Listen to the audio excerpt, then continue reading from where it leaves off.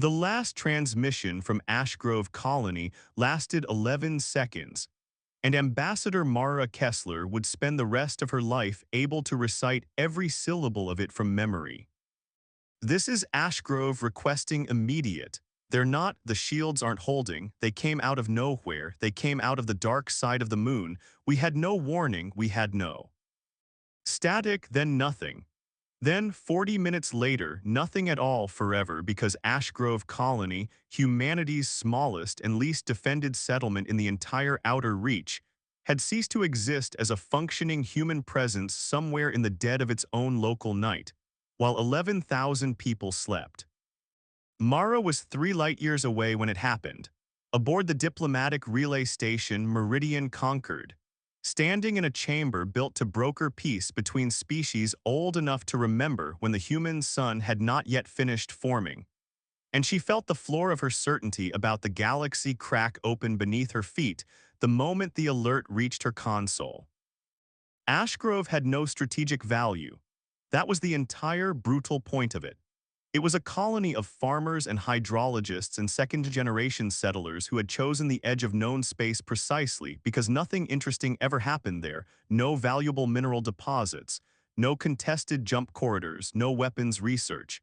Nothing that any rational actor in a galaxy of ancient, calculating civilizations would ever consider worth the cost of an attack. It was, by every metric anyone had ever used to measure such things, humanity's weakest and most forgettable outpost. And something had erased it in a single night. "Talk to me," Mara said, already moving toward the tactical center of the station at a pace just short of a run, her voice carrying the particular flatness she had trained into herself across 19 years of diplomatic service, the tone that let subordinates know she was afraid without ever having to say so out loud. "Who did this? I want a name, a faction, a signature, anything."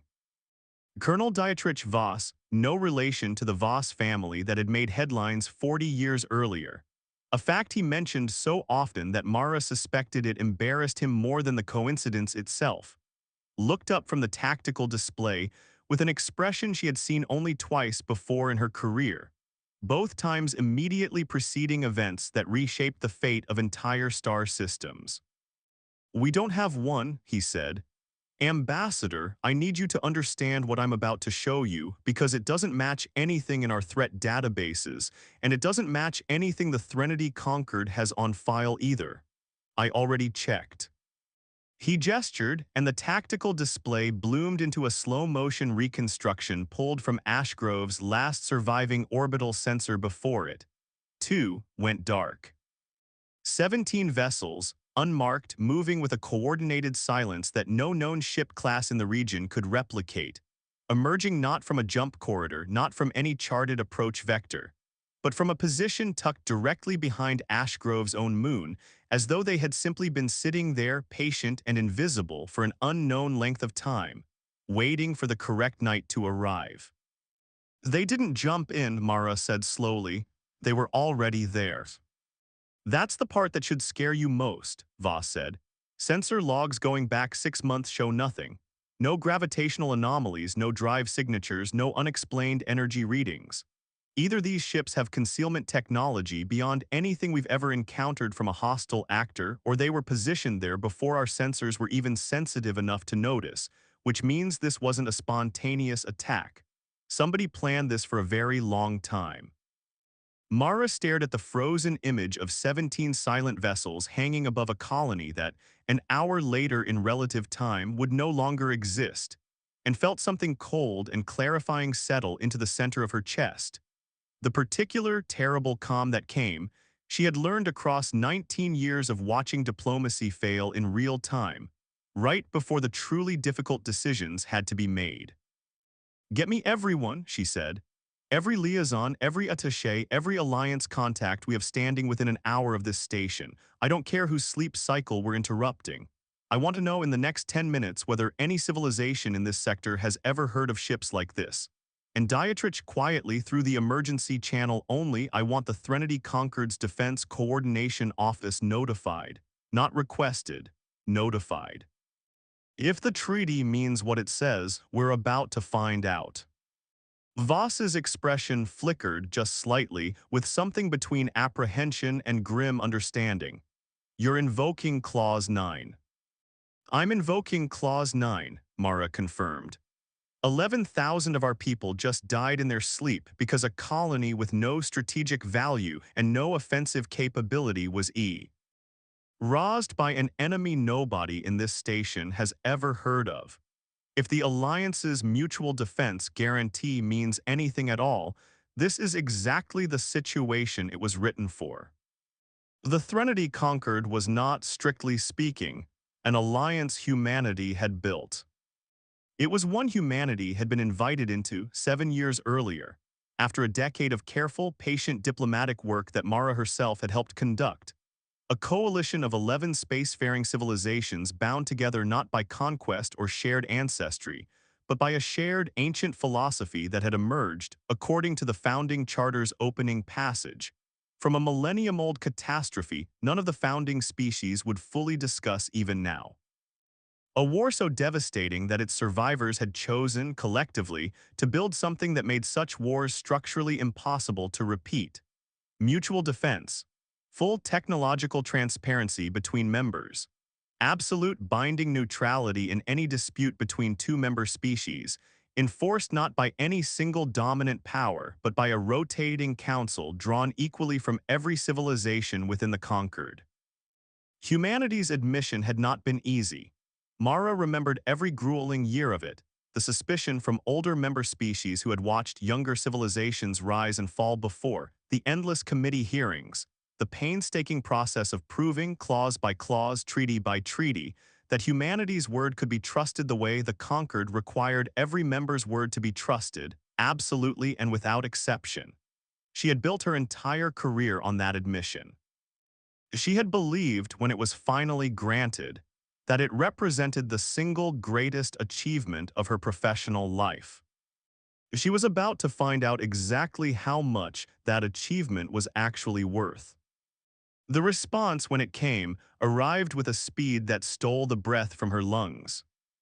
31 minutes after Mara formally invoked Clause 9 of the Threnody Concord's founding charter, the mutual defense guarantee that bound every member species to respond, without delay or deliberation, to a verified, unprovoked attack on any other member's sovereign territory.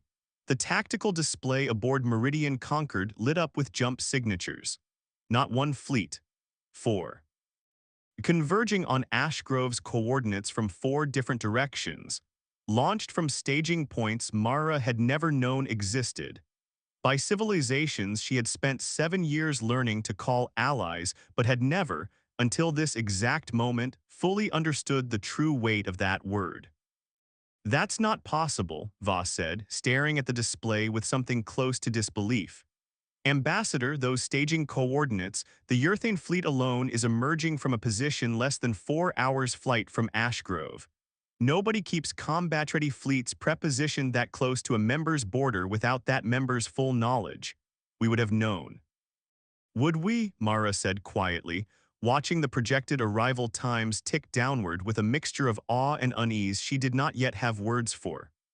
Or did the conquered simply never tell us, because trust in this alliance apparently runs in both directions, and we were never meant to see every piece of the board until the moment we actually needed to? The Concord's combined response fleet reached Ashgrove system 46 minutes after the first jump signature registered. It took them, according to the tactical logs Mara would review 100 times over the following days, exactly 14 minutes after arrival to locate, surround, and disable all 17 of the unmarked vessels responsible for the colony's destruction. Not destroy, disable, a distinction Mara noted with grim relief, because a species capable of that kind of restraint even in the immediate aftermath of an atrocity was a species she still, despite everything, wanted to believe in. 1 hour. From the moment the last human transmission from Ashgrove went silent to the moment every attacking vessel sat dead in space, boarded and secured by combined conquered forces, exactly 1 hour had passed. The retaliation had taken 1 hour. The grief, Mara already understood, would take considerably longer. If you're finding yourself as unsettled by that response time as I was writing it, you're exactly the kind of viewer this story is for. Go ahead and hit that subscribe button now.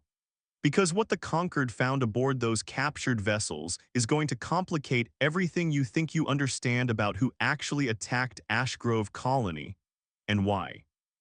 Drop a comment below telling me what decision you'd make in Ambassador Kessler's position once you hear what comes next, because it is not the simple villain you're expecting. Now, back into the dark. Mara arrived at Ashgrove System 11 hours later, aboard a Concord diplomatic shuttle escorted by a Yurthane honor guard whose presence she understood now was not ceremonial but practical, a visible reminder to every grieving human survivor. Pulled from the colony's scattered evacuation pods, that the Alliance's promise had been kept in full. What remained of Ashgrove Colony was a wound in the dark, habitat domes crushed and vented to vacuum, agricultural rings torn open and spilling frozen soil and shattered irrigation lattices into orbit. The colony's small defense grid, 3 aging point defense platforms never intended to stop anything more serious than debris, reduced to scattered wreckage that had, according to Voss's analysis, managed to survive barely 4 minutes of actual combat before falling silent. Of the 11,000 people who had called Ashgrove home, engineering teams had so far recovered 912 survivors, most of them pulled from a single deep agricultural bunker that had, by sheer chance, been sealed for a scheduled soil rotation cycle at the exact moment the attack began. Mara met the colony's ranking survivor, a young agricultural engineer named Devon Ake who had never expected, at 26 years old, to become the highest-ranking human official left alive in an entire star system. And she watched him hold himself together through sheer, exhausted willpower as he walked her through what remained of the administrative dome. "I don't understand why us," Devon said, staring out at the ruin of a colony he had helped build with his own hands over the past 4 years. "We had nothing. No weapons research, no rare minerals, nothing anyone could possibly want. My grandmother used to joke that Ashgrove was too boring to ever be worth attacking. That's why she chose it. She wanted somewhere quiet." "I don't understand it either," Mara admitted. "Yet, but I intend to." The answer, when it finally came, arrived not from Ashgrove's wreckage, but from the 17 captured vessels now held in Concord custody. And it was Ambassador Threlkeen Sova of the Yurthane delegation, a being whose species communicated in layered harmonics that human translation technology rendered as a voice of startling musical warmth, who requested Mara's presence aboard the Concord flagship, undying resolve to review the interrogation findings personally. "You should sit," Keensova said, in the careful, deliberate way of someone delivering news they knew would be difficult to hear, once Mara had settled into the observation chamber aboard the flagship. "What we have learned does not diminish the tragedy of what your people suffered, but it complicates considerably any simple understanding of who is responsible and why." "Tell me," Mara said. "The vessels are not affiliated with any civilization known to the Concord," Keensova began. "Their construction technology is in several critical respects more advanced than our own, which is in itself deeply concerning given that the Concord's collective technological base represents the accumulated knowledge of 11 ancient spacefaring species. But the crews themselves, those we managed to take alive, which regrettably is fewer than a third of those aboard, given how thoroughly the attacking force appears to have been prepared to die rather than be captured, are, according to preliminary biological analysis, drawn from at least 6 distinct species we have never before encountered. Species with no history in any archive available to the Concord's combined libraries." Mara felt the cold, clarifying calm from earlier settle over her again, deeper this time. A coalition, not a single hostile civilization, something built specifically for this. "That is our assessment as well," Keensova said. "And it raises a question far more troubling than the attack itself.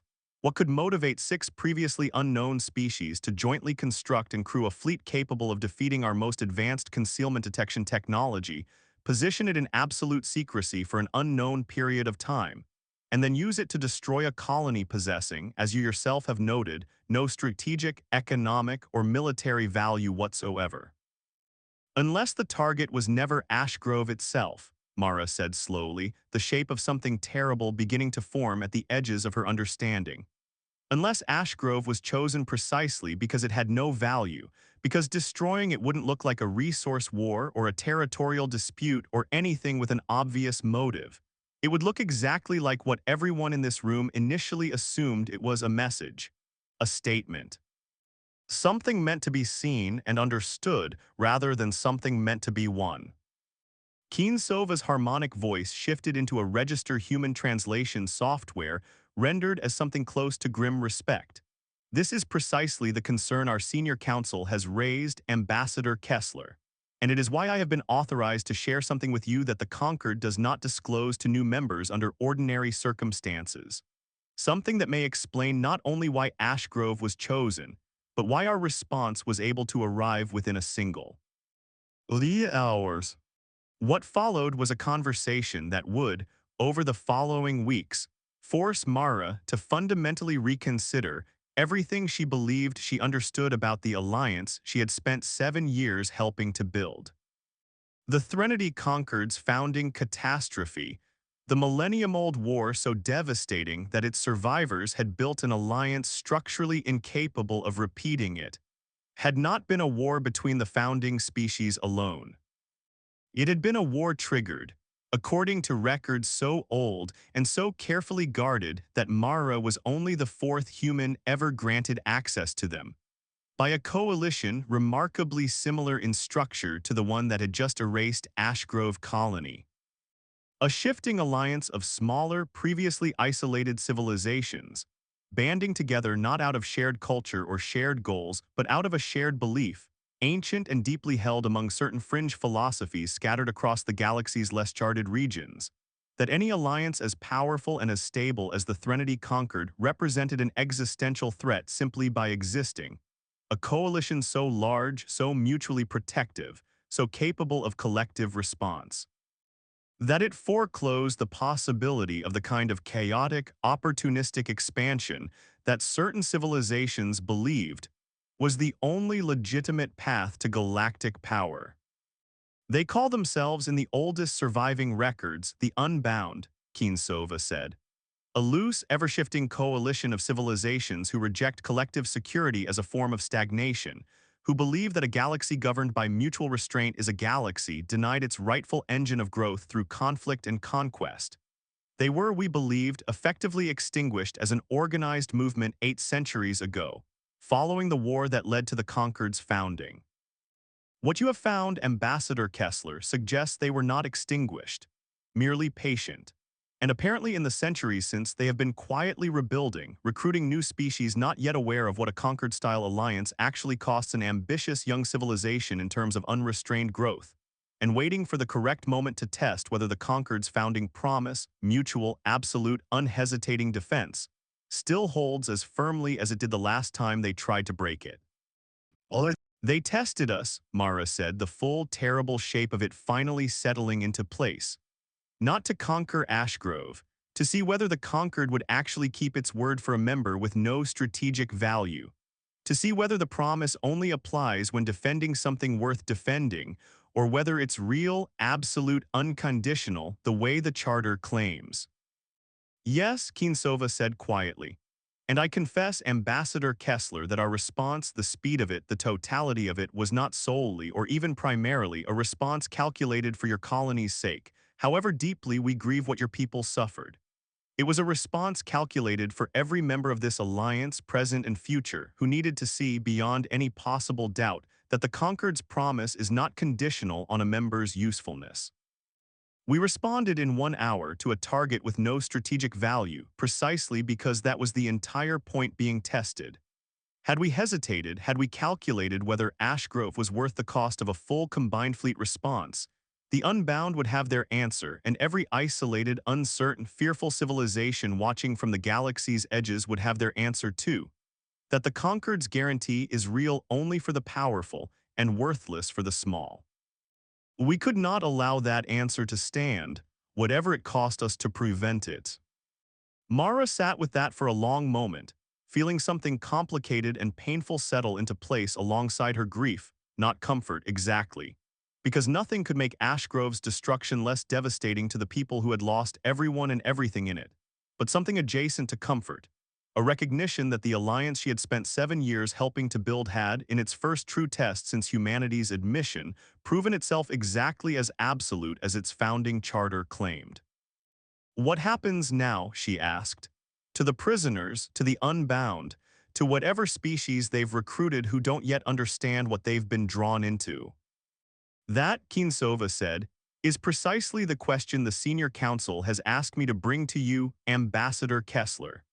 Because the Concord's traditional response to unbound aggression 8 centuries ago, in the war that founded this alliance, was total sustained military campaign until the coalition's capacity for organized resistance was permanently broken. Many senior council members believe that is the only response proportionate to what has been done to your colony and to the broader threat this recruitment effort represents. But you are humanity's ranking representative in this system, and Clause 9's mutual defense guarantee, having now been formally invoked and formally answered, entitles your species to a voice in how this conflict proceeds, equal to any founding member's voice. I would ask you, before this council convenes to decide the Concord's response, what you believe justice requires. It was, Mara understood immediately, both an extraordinary honor and an almost unbearable weight. A 7-year-old member species being asked to help determine the strategic and moral direction of a war against an enemy that predated human spaceflight by centuries, in the immediate aftermath of losing 11,000 of its own people. She thought of Devon Ape, 26 years old and suddenly responsible for 900 traumatized survivors, still walking the wreckage of a home his grandmother had chosen precisely because it promised quiet.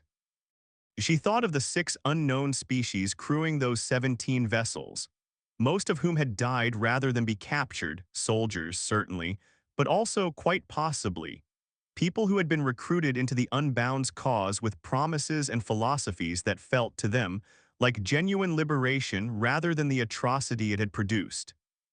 I need to see the prisoners, Mara said, the ones who survived. Before I can tell you what I believe justice requires, I need to understand who they actually are and why they believed this was worth doing. The prisoner Mara chose to speak with first was a being of a species the Concord's linguists had, in the 11 hours since capture, only barely begun to develop translation protocols for tall, angular. With a chitinous exoskeleton in deep violet that shifted color, she would learn in direct correlation with emotional state, currently locked in a dark, agitated red that even without translation software felt unmistakably like grief. Its name, rendered as closely as human phonetics allowed, was Vren Cathozale, and it was, according to the Concord's preliminary intelligence assessment, a senior navigator among the attacking fleet, young by its species standards, barely into adulthood, but trusted with responsibilities that suggested genuine skill rather than mere fanatic loyalty. You came to gloat, Vren said, once translation stabilized, its exoskeleton darkening further at the sight of Mara's diplomatic insignia. The great Threnody Concord, sending its newest, smallest member to look upon what it has captured. I suppose there is a certain justice in that. Let the ones who lost the most be the ones who witness our defeat most closely. I came because I don't understand, Mara said.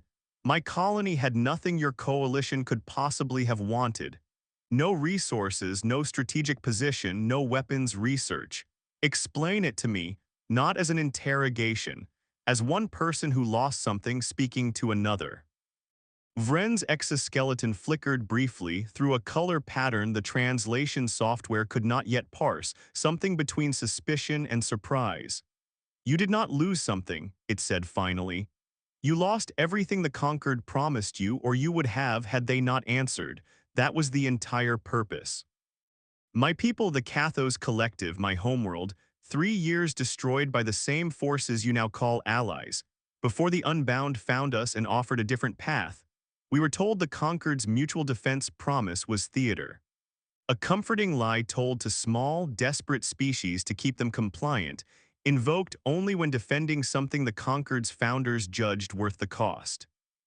We were told that if we helped demonstrate this truth, if we helped attack a target so worthless that the Concord's calculating founders would surely hesitate, surely deliberate, surely reveal the promise as conditional. Every species still living under Concord protection who has ever doubted their own worth to that alliance would finally see the truth of it, and turn instead to a coalition that promises something more honest. Strength earned rather than granted, protection deserved through contribution rather than given freely to the weak. And now, Mara said quietly, the Concord answered in 1 hour, for a colony of farmers with no strategic value at all. Vren's exoskeleton shifted again, and this time the color that emerged, dark and complicated, resolved through translation as something achingly close to despair. Now I do not know what to believe, it said. My homeworld burned because the Concord was 3 days too slow to reach us in a war 8 centuries before your species existed, when the Alliance's response protocols were younger and less refined than they are now. I have spent 3 years believing that slowness was proof of a fundamental lie at the heart of everything the Concord claims to be. And now I have watched them arrive in a single hour, for a target with nothing to offer them but the honor of a promise kept. And I do not know, Ambassador Kessler, whether I have spent 3 years fighting for a truth, or fighting against one I was too afraid to consider. Mara felt something shift inside her chest. Not forgiveness, not yet, not while the wreckage of Ashgrove still hung in orbit and Devon Ake was still counting bodies he could not find, but something that felt like the beginning of understanding, the recognition that the being in front of her was not simply an enemy to be catalogued and punished, but a person who had lost everything to the same kind of catastrophic betrayal Mara herself had feared tonight might have finally come for humanity. I need you to help me understand something, Mara said. If the Concord chooses total war against the Unbound, the response their charter technically permits, the response 8 centuries of precedent suggests they may choose what happens to species like yours. Species recruited through genuine grief, genuine distrust, rather than genuine malice. We die, Vren said simply. Or we are conquered and absorbed, the way the Concord absorbed its own founding members 8 centuries ago from among the survivors of the war that created it. Total war does not distinguish between the architects of a coalition and the desperate recruits who joined it believing they had no better option. It simply ends the coalition's capacity to exist by any means necessary and counts the cost afterward. That night, alone in the small diplomatic quarters aboard the Undying Resolve, Mara found herself staring at the star field beyond her viewport, thinking not about strategy or precedent or the 8th century weight of conquered tradition, but about the actual shape of the choice in front of her.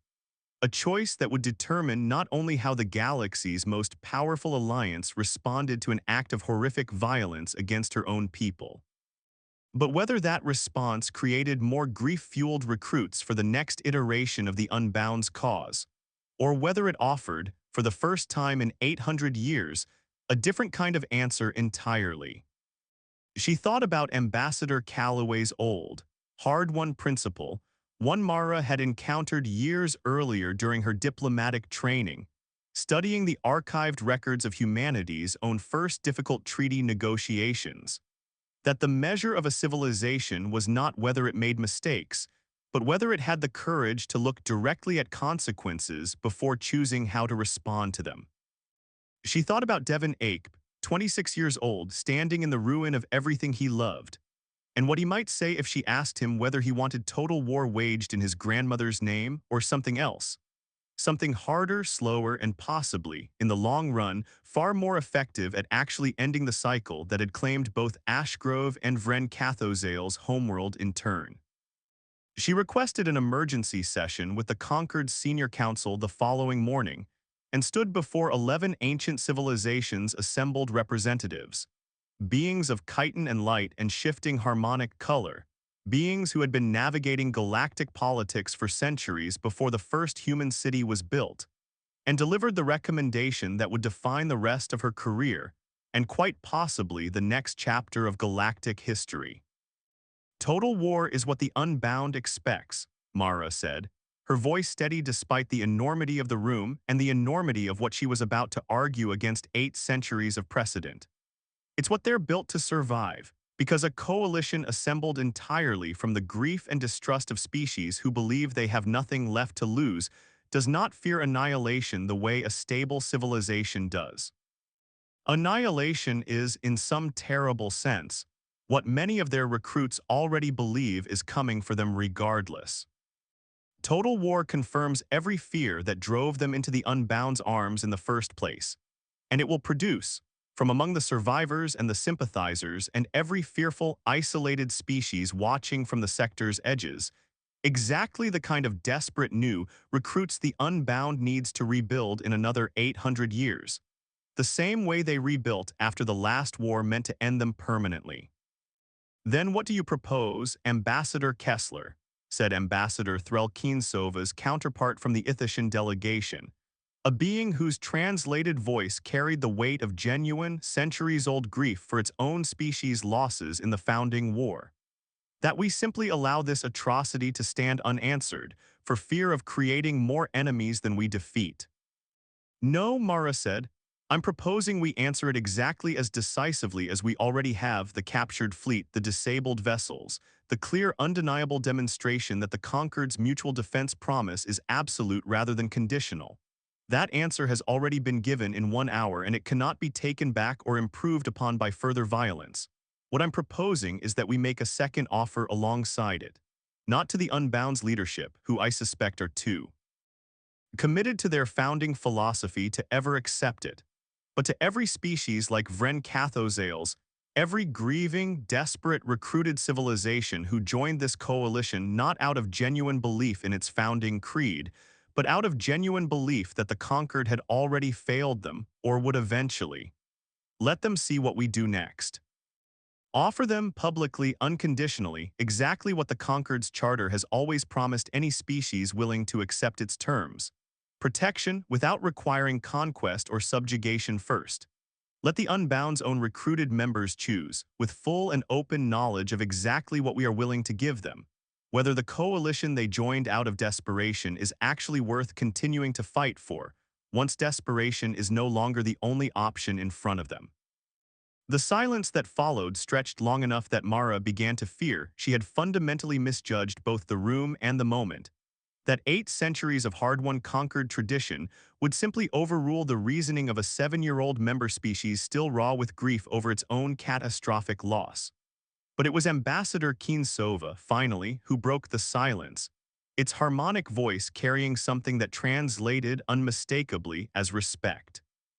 "8 centuries ago," Kinsova said, "when the founding war finally ended, my own ancestors argued for precisely the strategy Ambassador Kessler has just described, and were overruled by council members who believed, understandably, that a coalition capable of such violence deserved nothing but total, permanent defeat.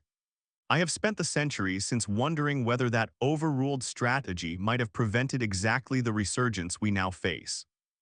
I would like to hear this council seriously consider giving humanity's proposal the chance my own ancestors were denied." The vote, when it finally came, was not unanimous. Some founding members remained convinced that anything short of total, decisive military campaign against the Unbound's leadership represented a dangerous, sentimental risk the Conquered could not afford to take twice in one history.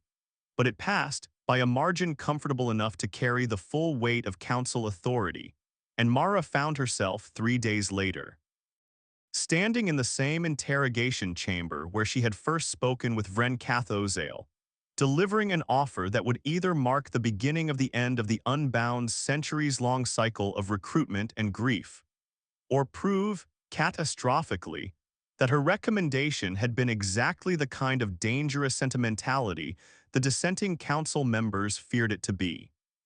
"The Conquered is offering full protection," Mara told Vren, watching the being's exoskeleton shift through a complicated cascade of colors the translation software struggled to keep pace with.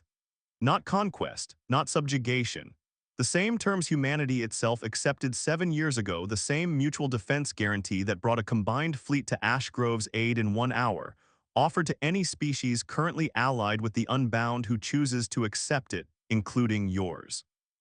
Your homeworld survivors, wherever they are now, will be offered the chance to rebuild under Concord protection, exactly as they should have been offered 8 centuries ago when the founding war first began. No punishment for what was done under the Unbound's banner, provided that banner is now set aside for good. Why, Vren said, its voice, even through translation, carrying something raw and disbelieving. Why would you offer this after what my fleet did to your colony, after what I helped do? Because, Mara said, the alternative is watching this exact tragedy repeat itself in another 800 years. When the next generation of grieving, desperate species finds the Unbound's philosophy just as convincing as you once did. And I would rather spend my career trying to break that cycle than simply managing its next iteration. And because, she added quieter, I met a young engineer 3 days ago who has spent every waking hour since Ashgrove fell searching wreckage for people he will never find. And when I asked him what he thought justice required, he told me he didn't want anyone else's grandmother to lose the only quiet place she'd ever found. I don't think total war gives him that. I think this might. It took months, grueling, uncertain, frequently agonizing months, during which Mara traveled between Concord Council sessions and captured fleet negotiations, and increasingly frequent, increasingly candid conversations with Vren Cathozale, who proved, as trust slowly and carefully accumulated between them, to possess exactly the kind of clear-eyed strategic insight that made the Unbound's continued existence as dangerous as it was, but the offer extended publicly, unconditionally. And repeatedly across every channel the Concord's diplomatic infrastructure could reach, began to produce exactly the fracture Mara had hoped for. Species after species within the loose, ever-shifting Unbound coalition, given genuine evidence that the Concord's defense guarantee applied equally to the powerful and the powerless, began, quietly and then less quietly, to defect not toward conquest or subjugation, but toward the same protection humanity itself had once fought 7 years to earn. The Cathos Collective was among the first to formally accept.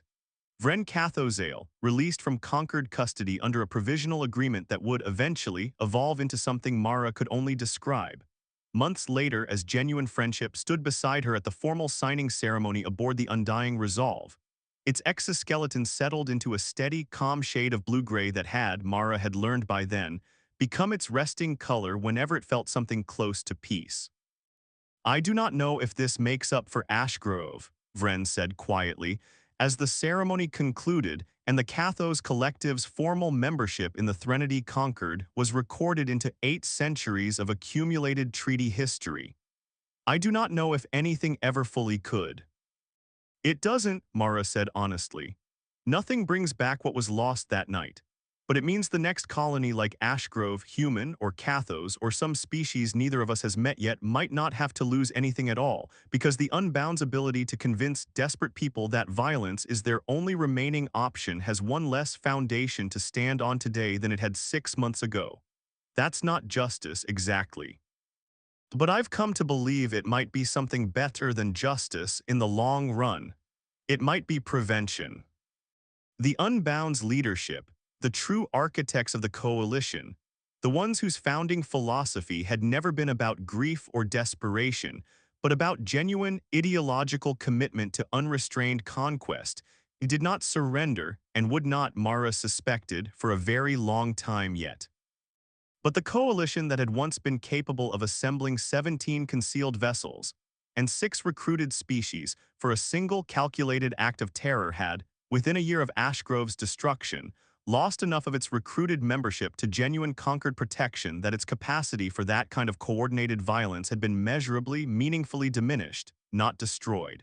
Not in a single hour or a single year, but weakened in a way that total war.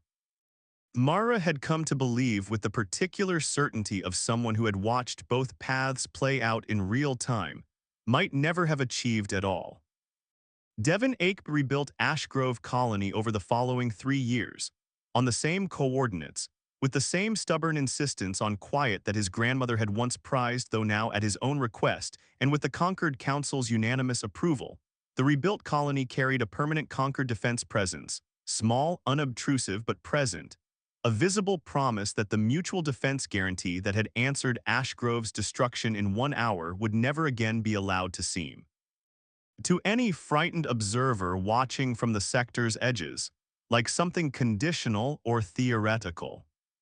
Mara visited on the 3rd anniversary of the colony's fall, standing beside Devon in the rebuilt administrative dome, looking out at agricultural rings that had, against every reasonable expectation, been coaxed back into something approaching their original quiet, unremarkable beauty. "You know," Devon said, watching the slow turn of newly planted fields beneath an artificial sky designed to mimic Ashgrove's original gentle seasons. "When this happened, I thought I understood exactly what I wanted. I wanted whoever did this to pay completely, permanently, in whatever way the Concord was capable of making them pay. I didn't understand back then that you were offering something bigger than that. Something that might actually mean fewer colonies like mine, somewhere else, sometime later." "I didn't fully understand it either," Mara admitted. "Not completely. I made a recommendation to a room full of ancient, powerful beings who had every reason to distrust a 7-year-old member species' judgment, and I genuinely did not know, standing in that room, whether I was choosing wisdom or a catastrophic, sentimental mistake. Some days I still don't know for certain. I only know that the version of the galaxy where we tried it looks, so far, meaningfully different from the version where we didn't." Ambassador Threlkinsova, standing quietly at the edge of the dome, its exoskeleton, for Urthane biology apparently shared certain expressive qualities with the Cathos collectives, Mara had learned, despite belonging to an entirely unrelated evolutionary lineage, settled into a warm, golden hue that translation software rendered unmistakably as something like pride. "8 centuries ago," Kinsova said, "my ancestors built the Threnody Concord out of the ashes of a war they hoped would end. Ever need repeating? We built it well enough that its defense guarantee could answer an unprovoked attack in a single hour, a promise kept absolutely without hesitation for a colony with nothing to offer but the honor of that promise. But we did not build it wisely enough in those early centuries to understand that answering violence decisively and answering the causes of violence wisely are two different achievements, both necessary, neither sufficient alone. It took a species barely 7 years into its own conquered membership to remind 11 ancient civilizations of a lesson we should have learned 800 years earlier. I do not think that is a small thing, Ambassador Kessler. I think that is precisely the kind of contribution the Concord's founders always hoped new members might someday bring, not simply strength added to our own, but wisdom we had somehow, across all our centuries, still managed to overlook."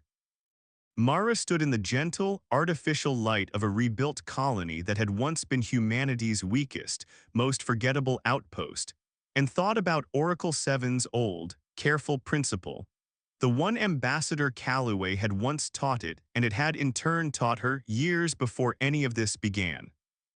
That a civilization's measure was found not in whether catastrophe came for it, because catastrophe came eventually for every civilization that had ever existed, but in whether it had the courage to look directly at what came next, and the wisdom to choose something better than the easiest, most immediate answer available.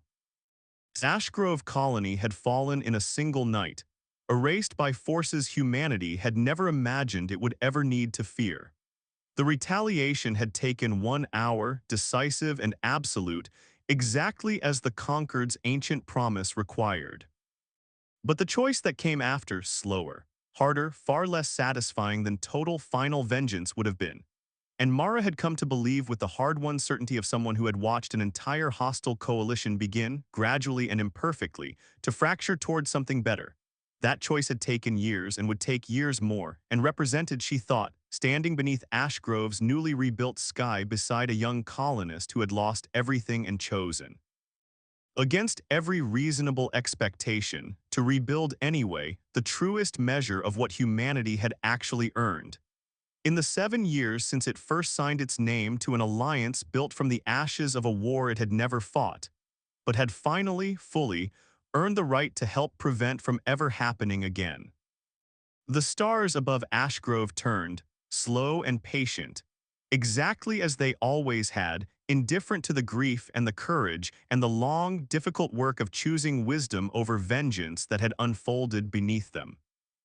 But somewhere in that vast, ancient dark, Mara understood, an alliance 8 centuries in the making had just discovered, through the actions of its youngest member, a version of itself capable of being both immediately, decisively strong and patiently, deliberately wise.